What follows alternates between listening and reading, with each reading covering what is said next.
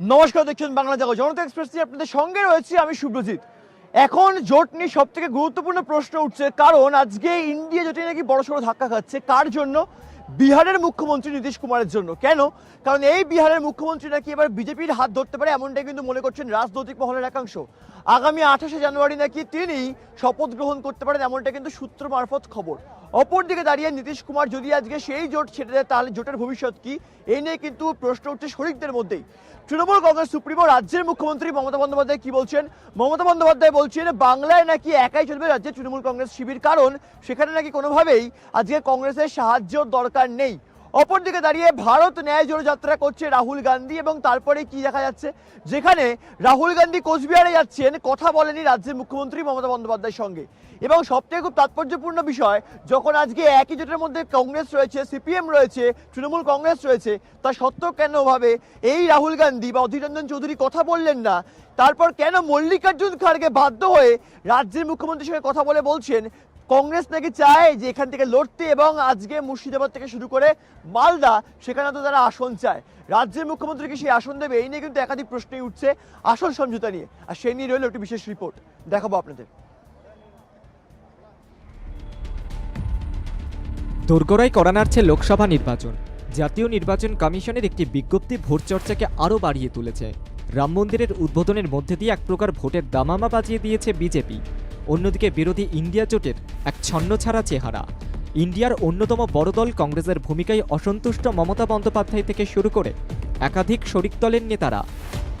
তখন থেকে আমাদের দল সিদ্ধান্ত নিয়েছে আমরা বাংলায় একা চলবো। ইভেন ওরা যে আজ থেকে র্যালি করেছে, আমাদের একবার অ্যাজ এ ম্যাটার অফ কার্সি আমি ইন্ডিয়ার অ্যালায়েন্স আমাকে একবার জানিয়েছে দিদি আপনার রাজ্যে যাচ্ছি না, জানাইনি। সুতরাং আমার সাথে কোনো সম্পর্ক নেই বাংলার ব্যাপারে। অল ইন্ডিয়ায় কী করবো না করবো আপনার ইলেকশন ভাববো। আমরা সেকুলার পার্টি, আমরা বিজেপিকে হারানোর জন্য যা করার। বাংলায় মমতার একলা চলো সিদ্ধান্ত, তৃণমূলের পাশে কেজরিওয়ালের আপ। বাংলা থেকে অধীর কাটা সরলেই জোট। অধীরের জন্যই তৃণমূলের একলা চলো নীতি। অধীর চৌধুরীকে নিশানা আপ মুখপাত্রের।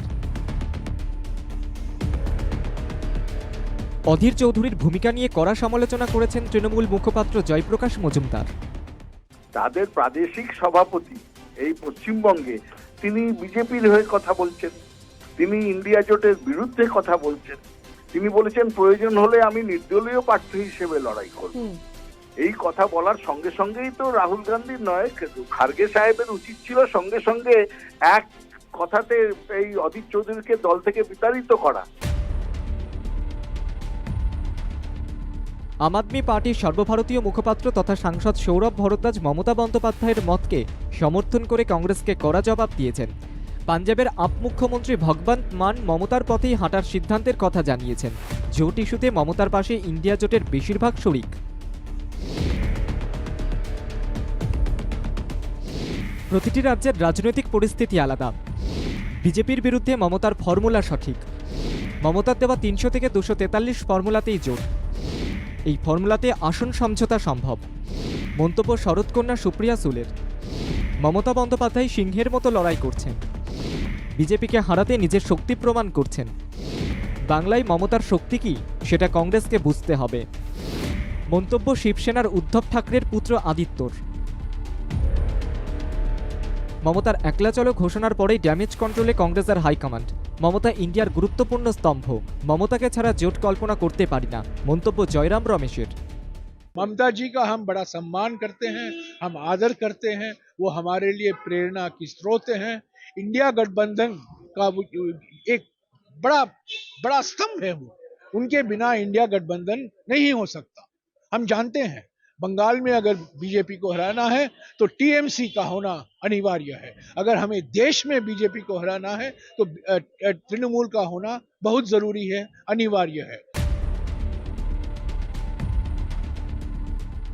রাহুল গান্ধীর নির্দেশে অবশেষে কংগ্রেসের তৎপরতা। ঐক্যবদ্ধভাবে লড়াইয়ের পথ খোঁজা শুরু। জয়রাম রমেশ থেকে কেসি বেণুগোপাল নেমেছেন আসরে। তবে কি মমতার ফর্মুলাতেই জোটের জট কাটবে? সময় কথা বলবে।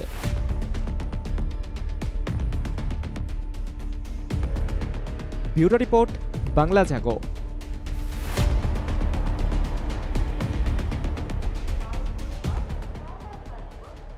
আপনারা শুনলেন প্রত্যেকের বক্তব্য এবং কোথাও গিয়ে জোট নিয়ে প্রশ্ন উঠছে, কারণ আর মাত্র কয়েক মাস পরে কিন্তু বাংলার বুকে নয় দেশের বুকে 24-এর লোকসভা নির্বাচন পাখির চোখ করছে বিজেপি। কারণ কোথাও গিয়ে মনে হচ্ছে আজকে অমিত শাহ থেকে শুরু করে নরেন্দ্র মোদী বলছে বাংলায় 35টা আসন থেকে টার্গেট, তৃণমূল কংগ্রেস বলছে 42 থেকে তৃণমূল কংগ্রেস পাবে। বামেদের বক্তব্য তারা ধরাছোঁয়ার মধ্যে থাকবে না, কারণ তারা জানে ধর্মনিরপেক্ষতার বাইরে কি করে ভোট আদায় করতে হয়। তবে এই নিয়ে একাধিক প্রশ্ন যাকে সাধারণ মানুষের মনে, তবে তারা প্রশ্ন করতে ভয় পায়, তাদের নয় প্রশ্ন করবো আমি এনাদের প্রত্যেককে।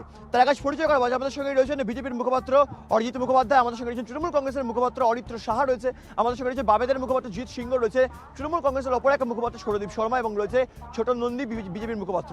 জিদ্দা, জনগণ জানতে চায় ধর্মনিরপেক্ষতার কথা নাকি বাম বলে, তা সত্ত্বেও আজকে ইন্ডিয়া জোটে সীতারাম ইয়েচুরি থেকেও কোনো লাভ কি তাহলে হচ্ছে? কারণ একের পর এক শরিক বেরিয়ে যাচ্ছে। নীতিশ কুমার তিনিও হয়তো বেরিয়ে যাচ্ছেন, তিনি হয়তো আজকে মোদির জাহাজে উঠতে পারেন। কি মনে হচ্ছে এই জোটের কোনো অস্তিত্ব কি রয়েছে বর্তমানে?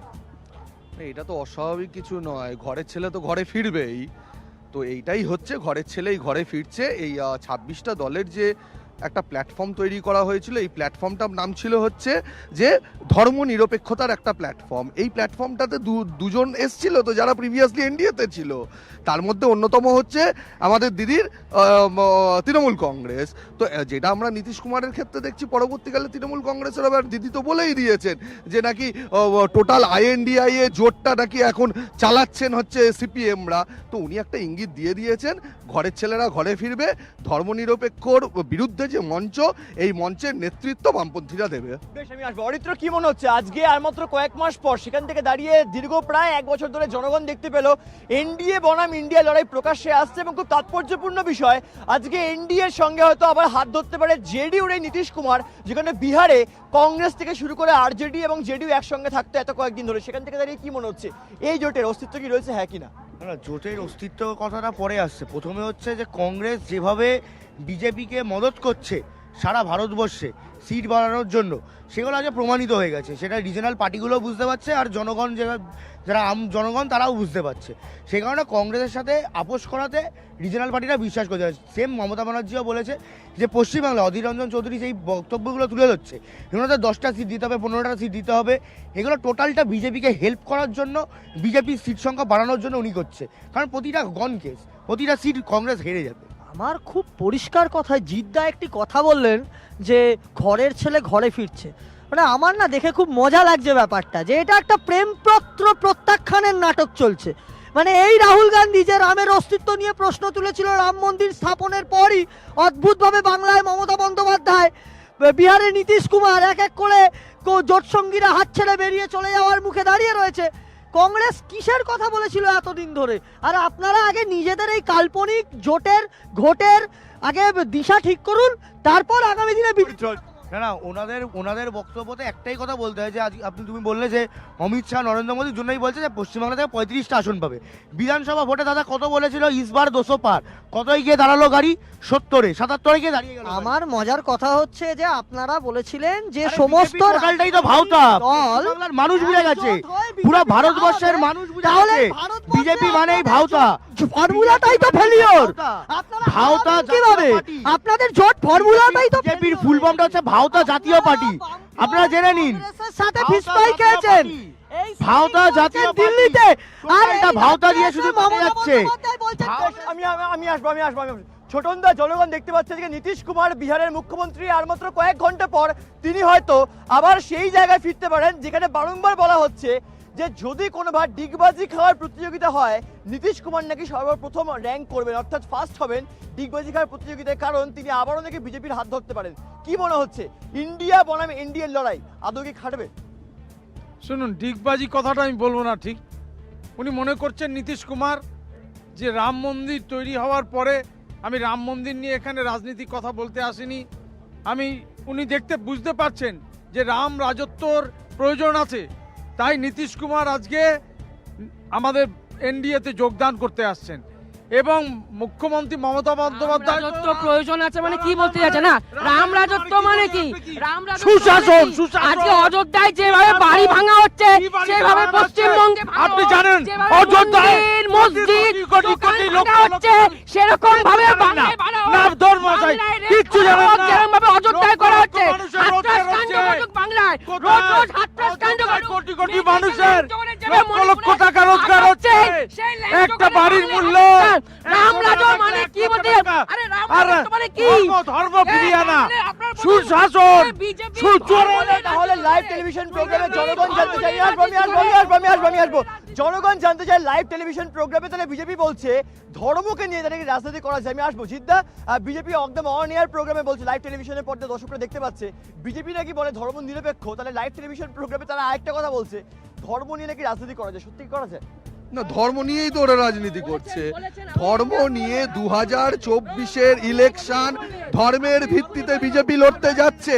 তার কারণ বিগত 5 বছরে ওনারা যা কোনো আপনাদের পড়াশোনা ছিল না, কোনো রকম আপনাদের এই 2024-এর ইলেকশন ধর্ম নিয়ে বলেছি, রাজনীতির বাইরে নিয়ে গিয়ে কথা বলছি।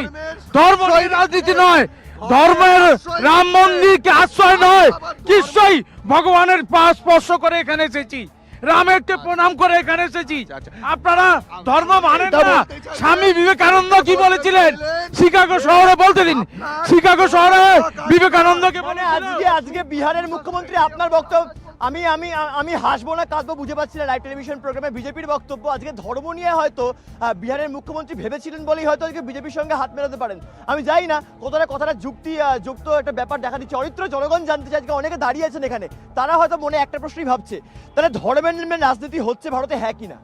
কি হাসি পায় দেখলে যে বিজেপির সাংসদ সে নিজে বলছে যে রামকে নিয়ে আমরা রাজনীতি করব। রামকে আজকে এতটাই নিচে এরা নামিয়ে দিয়েছে যে রামকে টেনে এরা রাজনীতিতে করাচ্ছে।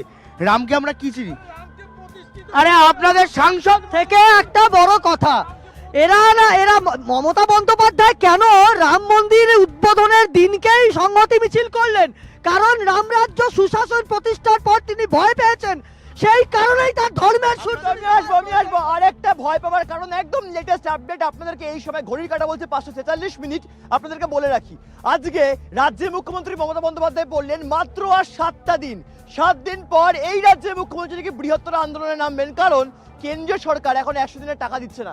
দাদা, রাজ্যের মুখ্যমন্ত্রী আজকেই বলেছেন এবং কিছুক্ষণ আগে যে 100 দিনের টাকা দেওয়া হচ্ছে না বলে রাজ্যের মুখ্যমন্ত্রী নিজে পথে নামছেন। কি মনে হচ্ছে, কেন্দ্র কি টাকা দেবে, হ্যাঁ কিনা?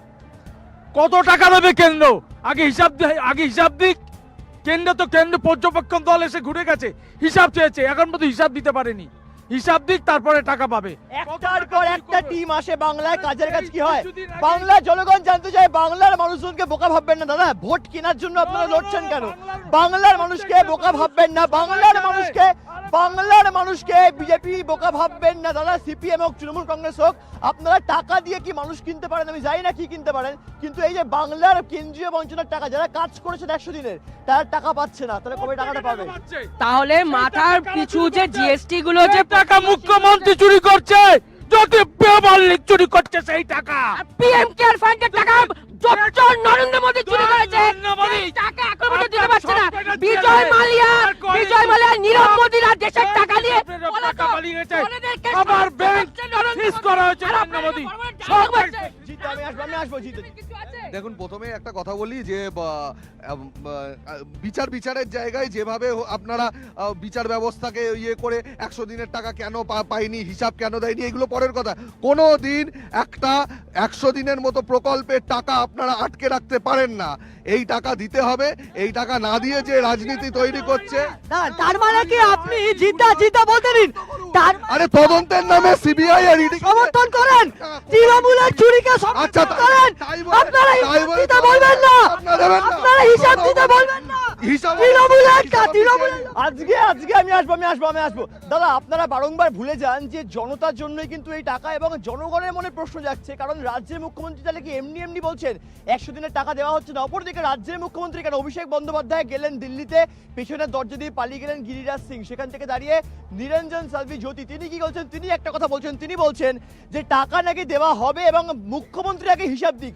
কতদিন বাবার হিসাবটা দেবে? কি মনে হচ্ছে চরিত্র, মানে সব হিসাব কি তাহলে পার হচ্ছে না এখনো? না, বারংবার হিসাব দেওয়া হয়েছে এবং ওনাদেরকে বলা হয়েছে, বিজেপির প্রতিটা মন্ত্রীদের প্রধানমন্ত্রীর সাথে একাধিকবার মুখ্যমন্ত্রী বৈঠক করেছেন এবং প্রতিবার বলা হয়েছে যে বাংলার যারা খেটে খাওয়া মানুষ যারা, যারা 100 দিনের কাজের ওপর টোটালি ভরসা করে থাকে তাদের সংসার চালানোর জন্য, তাদের টাকাটা এইভাবে রাজনৈতিক স্বার্থ চরিতার্থ করার জন্য আটকে রাখবেন না।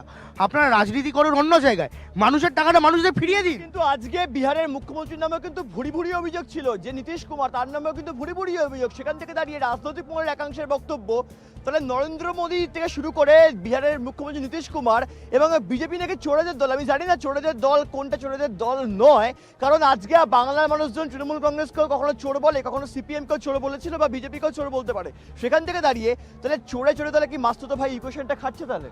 না না, বিজেপি তো চোরের দল, আর তার সাথে আমি অ্যাড করবো একটা জিনিস, যে বিজেপি চোর প্লাস ওয়াশিং মেশিনের দল। যত তুমি অন্য জায়গায় চুরি করো যাই করো, বিজেপিতে চলে যাবে, তুমি তখন সাধু পুরুষ হয়ে যাবে। হয় না? না না, তাই যদি হতো তাহলে অর্জুন সিংকে কি আপনারা ওয়াশিং মেশিনে ধুয়ে নিয়েছিলেন? শুভেন্দু অধিকারী কি হলো? শোনা অন্য জায়গায় বলতে দিন, আপনার সঙ্গে আমি ইন্টারফেয়ার করিনি। আমার খুব পরিষ্কার কথা যে ভাই তোমরা বলছো যে ইন্ডি জোট তৈরি হবে, আমরা বিজেপিকে সরিয়ে দেবো, ভারতীয় জনতা পার্টি সরে মুছে সাফ হয়ে যাবে। তোমরা তো নিজেদের মধ্যেই লড়াই শেষ করতে পারছো না, তোমরা মোদীকে কি হারাবে? অলরেডি নরেন্দ্র মোদীজি, আমি দায়িত্ব নিয়ে বলছি, 400 পার করবে এনডিএ গভর্নমেন্ট আগামী লোকসভায়। আপনি ওই বললাম না, ভাওতা জাতীয় পার্টি আবার এটা ভাওতা দিয়ে গেল। এর আগে বলেছিল বিধানসভা ভোটে ইসবার 200 পার, এবারে বলে দিচ্ছে 400 পার। কেন্দ্রীয় আবাস যোজনার টাকা বাংলা আপনাদের দল এসে কি করেছিল? আপনাদের দলগুলো এসে কি করেছিল? আপনাদের দলগুলো এসে তাহলে কি করেছিল? ঘুমাচ্ছিল? আপনাদের ইনভেস্টিগেশন টিমগুলো এসেছিল তারা। কিন্তু আজকে ইন্ডিয়া জোটের ভবিষ্যৎ কি? কারণ আজকে একের পর এক মানুষজন ইন্ডিয়া জোট থেকে বেরিয়ে যাচ্ছে, মোট 28টা দল। সেখান থেকে দাঁড়িয়ে কিন্তু একজন করে মানুষ বেরিয়ে যাচ্ছেন এবং বারবার আপনারা ভাবছেন সৌরদীপ যে কোথাও গিয়ে তৃণমূল কংগ্রেস কি একাই তাহলে ফাইট দিতে পারবে? কারণ আজকে খাড়গের সঙ্গে কথা বলছেন মুখ্যমন্ত্রী মমতা বন্দ্যোপাধ্যায়। খাড়গে বলছেন কংগ্রেসের সঙ্গে নাকি তৃণমূল কংগ্রেসের একদম খুব ভালো সম্পর্ক। মুখ্যমন্ত্রী বলছেন বাংলার বুকে আমরা একাই চলবো। এইভাবে কি কখনো জোট এগোনো সম্ভব হয়? দেখুন, ইন্ডিয়ার নামকরণ করেছে কিন্তু তৃণমূল কংগ্রেসের মমতা বন্দ্যোপাধ্যায়। আজকে অধীর রঞ্জন চৌধুরী এবং দীপা দাস মুন্সি যেভাবে অকথ্য ভাষায় প্রতিবার মুখ্যমন্ত্রীকে মানে বাজে ভাষায় আক্রমণ করে, আমাদের তৃণমূল কংগ্রেসের কোনো নেতা, কোনো বক্তা, কোনো মুখপাত্র কংগ্রেসকে একবারে কিন্তু কোনো খারাপ কথা বলেনি। কিন্তু এদের মানে সাহস দেখে আমি অবাক হয়ে যাই। অধীর রঞ্জন চৌধুরী আর দীপা দাস মুন্সি এরাই তো ইন্ডিয়া জোটের ফাটলটা ধরানো নেই বাংলায়। ইন্ডিয়া জোটের ফাটলটা যদি কেউ ধরিয়ে থাকে সেটা হচ্ছে বাংলার সাংসদ অধীর রঞ্জন চৌধুরী এবং দীপা দাস মুন্সি। এর দায় কংগ্রেস। প্রথমেই বলি, যখন ন্যায়যাত্রা ঢুকেছিল হচ্ছে আপনার আসামেতে, আসাম সরকার তৎকালীন এখনকার বিজেপি সরকার ওই ন্যায়যাত্রাকে আটকেছে। বেঙ্গলে যখন ঢুকলো কুচবিহারেও তৃণমূল কংগ্রেস সেটার বিরুদ্ধে বিক্ষোভ দেখালো। ব্যাপারটা খুব পরিষ্কার হয়ে যাচ্ছে যে এই নীতিশ কুমারের মতো পরবর্তীকালে মমতা ব্যানার্জি আবার কোন দিকে ঝুঁকতে চলেছে। তাই এনডিএর যে মানে জন্ম থেকে ঝুঁকতে গেছিলেন দাদা, আপনারা কোন দিকে ঝুঁকতে গেছিলেন? ধর্মনিরপেক্ষ প্ল্যাটফর্মে মঞ্চে যে বামপন্থীরা সব থেকে বামপন্থীদের গল্প বাংলার মানুষকে বলবেন না, বামপন্থীদের গল্প আমি আসবো আজকে বামেদের সময় আজকে দাদা আমি আসবো আরে এক মিনিট সংহতি মিছিলের দিন যখন পার্ক সার্কাস ময়দানে মুখ্যমন্ত্রী মমতা বন্দ্যোপাধ্যায় ছিলেন, আমিও সেখানে ছিলাম এবং খুব তাৎপর্যপূর্ণ বিষয়ে আমি অনেক বক্তব্য শুনতে পেয়েছি, জনগণও শুনতে পেয়েছে। মুখ্যমন্ত্রী বারংবার বলেছে বামেরাই নাকি আজকে ইন্ডিয়া জোট চালাচ্ছে এবং এই ইন্ডিয়া জোটের তাহলে মূল শরিক যদি বামই হয়, তাহলে সেই বামেদের যদি আমি ধরে নিলাম যে বামেদের অধীনে আজকে বিভিন্ন দল রয়েছে, তো নীতিশ কুমার তাহলে কি করে বেরিয়ে যায় দাদা? আমি তো একটা কথা বারবার বলছি, এই যে 26টা দল নিয়ে একটা প্ল্যাটফর্ম তৈরি হয়েছিল, এই 26টা দলের মধ্যে এই দুখানা দল যেটা হচ্ছে নীতিশ কুমারের এবং মমতা ব্যানার্জির, এরা আগে থেকে এনডিএতে যুক্ত ছিল, জন্ম থেকে। আরে আপনারা বিধানসভাতে কি করেছিলেন? আপনারা তো বিধানসভাতে কংগ্রেসের সাথে জোট করেছিলেন, তারপরে কি করেছিলেন? 2011 তো আপনি কংগ্রেস ছিলেন। আরে শুনলে কেন তাড়িয়ে দিলেন? এসইউসিআই কে নিয়ে সরকার করেছিলেন, অসংখ্য আচ্ছা আমি আসবো। আপনারা বলছেন কংগ্রেসের সঙ্গে সরকার করে আছে, তাহলে 2021 বিধানসভা নির্বাচনে যদি খুব ভুল না হই, বামেরা কংগ্রেসের আইএসএফ তাহলে একসঙ্গে এগিয়ে আসেনি? তাহলে দেখুন, বাম কংগ্রেস আইএসএফ একসঙ্গে এগিয়ে এসেছিল, হ্যাঁ কি না? উত্তর লাভের ল্যাপটপ তখন কিছু হয়েছিল? হ্যাঁ এসছিল। আরে ফল কি হয়েছিল দেখুন, ফল নিয়ে আমি আন্দোলন কি করে পারবে না তো, শূন্য পেয়েছে তো। তুমি যদি পরীক্ষায় শূন্য পাও, তুমি কি লোকের কাছে বুক বাজিয়ে বলবে আমি শূন্য পেয়েছি? আজও আমি শূন্য পেয়েছি, এই বলতে পারবে? আমরা ঠিক করছে বামেরা বৃহত্তর আন্দোলনের পথ শূন্য পেয়েছো, শূন্য। ছোট সুজন চক্রবর্তী কেন মালদায় তৃণমূল কংগ্রেসের মঞ্চে ছিল? 23শে জানুয়ারি, এ কথাটা জানতে চাই আমি। যারা সিপিএম কিংবা তৃণমূল কংগ্রেসের নেতারা আছেন তারা বলুক সুজন চক্রবর্তী কি কারণে ছিল সেই মঞ্চে। ভারতবর্ষের পতাকার রং নিয়ে যারা একসময় বিরোধিতা করেছে তাদের কাছে জাতীয়তাবাদের পাঠ আমরা শিখতে আসবো না। আমরা বলি আপনারা ছাড়ুন তো জেলাতে গণেশ খোঁজা চাপড়ি শুনুন, আর শুনুন ধর্মের ভিত্তিতে ভারতকে ভাঙ করেছে বামপন্থী কি কোথায় করছে। আমি একদম প্রোগ্রামের শেষে রয়েছে, আমি আসবো প্রোগ্রামের একদম শেষ পর্যায়ে। ছোট করে উত্তর নেবো আমি। অরিজিৎদা, কি মনে হচ্ছে আজকে যদি বিহারের মুখ্যমন্ত্রী সত্যি জোট থেকে বেরিয়ে গিয়ে বিজেপির হাত ধরে, তাহলে বিজেপি কি তাহলে ফায়দা পাবে কোথাও গিয়ে, নাকি এই জোটটা ভেঙে পড়বে? কি মনে হচ্ছে? জোট ভেঙে আবার নতুন করে তৈরি অবশ্যই হবে হয়তো এদের কাল্পনিক জোট, কিন্তু ততদিনে নরেন্দ্র মোদীর সরকার 300 350 পার করে সরকারে বসে যাবে এবং এরা এই কাল্পনিক জোট নিয়েই ব্যস্ত থাকবে। আবার একবার নরেন্দ্র মোদীর নেতৃত্বে ভারতবর্ষ সুশাসন প্রতিষ্ঠা হবে। না না, এই পশ্চিমবাংলায় যে জোট নিয়ে কংগ্রেসের যে বক্তব্য, আমরা কোনো সিট ছাড়বো না, আমরা নিজেরাই রলবো। আর আমাদের এইবারে স্লোগান থাকবে 2024 42-এ 42। জিদ্দা কি মনে? দেখুন, আমাদের এই বক্তব্য আমাদের কান্নুরে যে সম্মেলন হয়েছিল সেই সম্মেলন থেকেই প্রকাশিত হয়েছিল যে বিজেপির বিরুদ্ধে আমরা কেন্দ্রে লড়বো, তৃণমূল কংগ্রেসের বিরুদ্ধে আমরা রাজ্যে লড়বো। তাই আমাদের কোনো রকম সমঝোতার কোনো ব্যাপার নেই।